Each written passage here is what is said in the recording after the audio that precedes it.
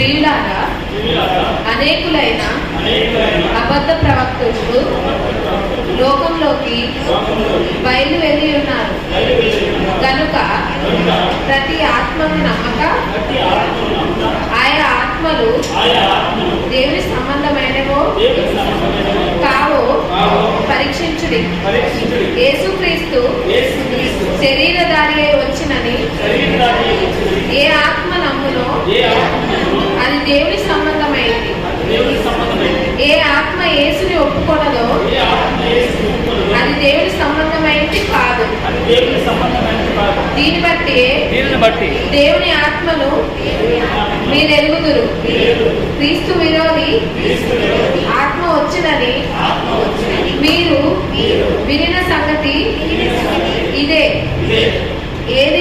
ఇదివరకే అది లోకంలో ఉన్నది. చిన్నపిల్లలారా, మీరు దేవుని సంబంధులు. మీలో ఉన్నవాడు లోకంలో ఉన్నవాడి కంటే గొప్పవాడు కనుక మీరు వారిని జయించి ఉన్నారు. వారు లోక సంబంధులు కనుక లోక సంబంధమైనట్లు మాట్లాడుదురు. లోకం వారి మాటలు వినును. మనము దేవుని సంబంధులము. దేవుని ఎరిగిన వాడు మన మాట వినును. దేవుని సంబంధి కానివాడు మన మాట వినడు. ఇందువలన మనము సత్య స్వరూపమైన ఆత్మ ఏదో, భ్రమపరచు ఆత్మ ఏదో తెలుసుకొచ్చున్నాము. ప్రియులారా, మనము ఒకరినొకరు ప్రేమింతుము.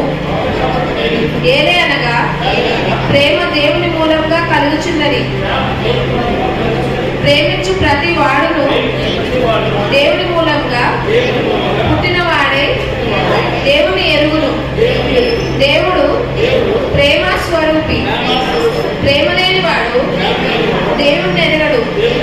మనము ఆయన ద్వారా జీవించినట్లు దేవుడు తన అద్వితీయ కుమారుణ్ణి లోకంలోకి పంపెను.